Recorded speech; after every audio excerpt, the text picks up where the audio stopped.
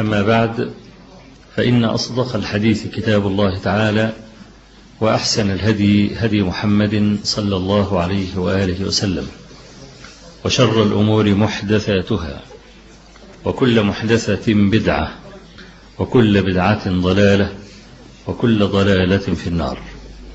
اللهم صل على محمد وعلى آل محمد كما صليت على إبراهيم وعلى آل إبراهيم في العالمين إنك حميد مجيد، وبارك على محمد وعلى آل محمد كما باركت على إبراهيم وعلى آل إبراهيم في العالمين إنك حميد مجيد. فلا أدري ما أقول. شيخ أبو الفرج ورطنا مع الإسكندرانية.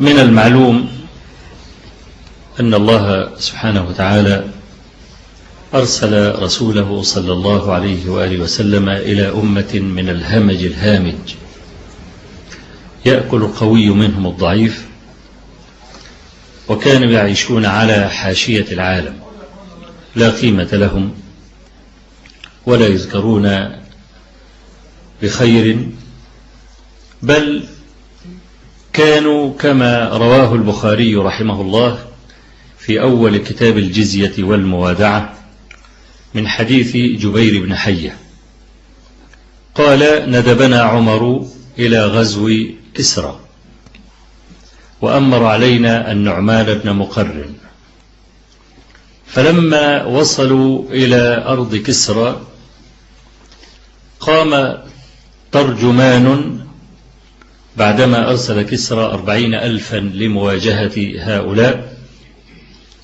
فقال: ليكلمني واحد منكم. فقام المغيرة بن شعبة رضي الله عنه فقال له: سل عما بدا لك. فقال له: ما أنتم؟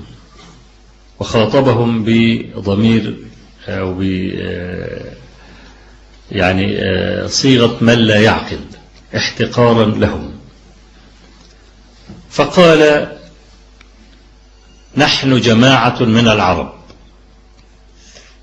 كنا نعيش في بلاء شديد وشقاء شديد، نمص الجلد والنوى ونعبد الشجر والحجر، حتى بعث الله عز وجل فينا رسولا من أنفسنا فدعانا إلى عبادة الله وحده.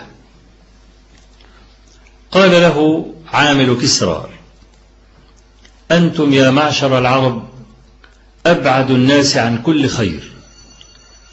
وجعل يعدد من صفاتهم، فقال له المغيرة بن شعبة: ما أخطأت من صفتنا شيئا، حتى بعث الله إلينا رسولا من أنفسنا نعرف أباه وأمه، فدعانا رسول ربنا إلى عبادة الله وحده، وبشرنا أنه من عاش منا ملك رقابكم، ومن مات كان في جنة لم ير مثلها قط.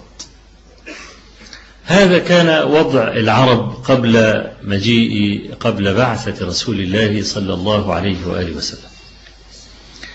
أنا قدمت بهذا الكلام حتى أبين مفتاح إصلاح العرب، فإن العرب هم الذين استقبلوا الرسالة أول مرة، وهم الذين سينصر الله عز وجل بهم الدين، ليس عصبية لجنس العرب.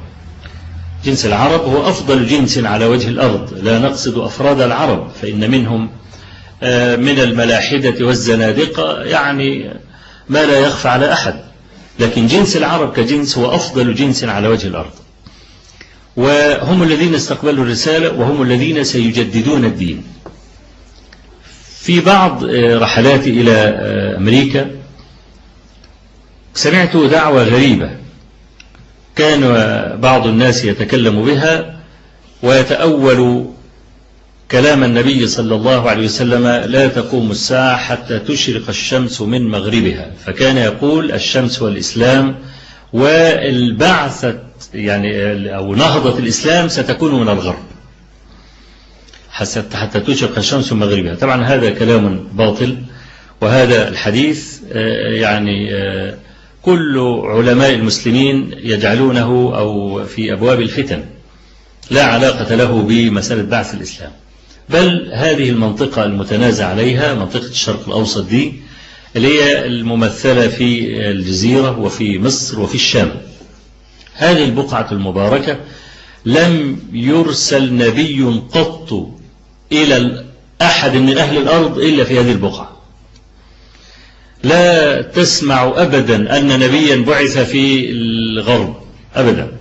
هي الجزيرة بعث فيها النبي عليه الصلاة والسلام، وكان فيها إبراهيم عليه السلام، ومصر كان فيها بنو إسرائيل، وكان فيها يوسف، وكان فيها موسى، كان فيها يعقوب.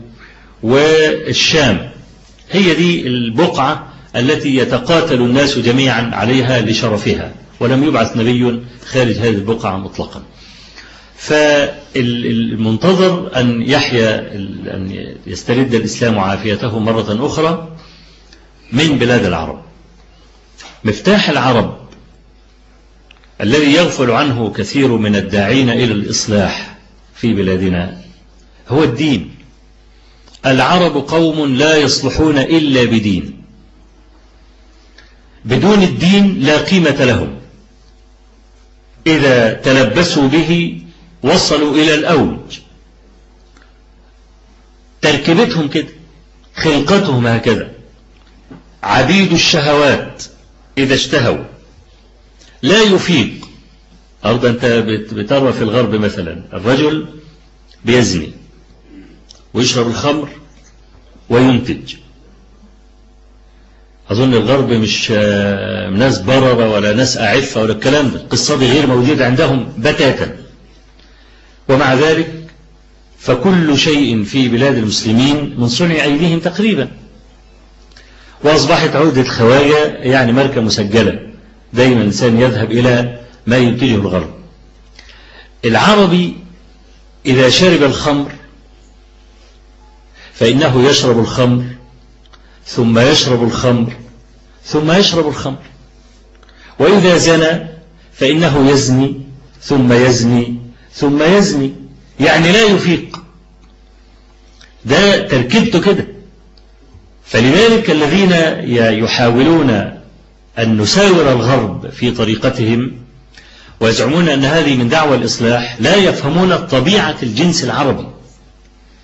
لا يصلح إلا بدين أو ولاية دينية. شوف يعني العرب أنفقوا 80 سنة من عمرهم في حربين، حرب البسوس وحرب داحس والغبراء، لسبب تافه في الحربين، لفحل وناقة.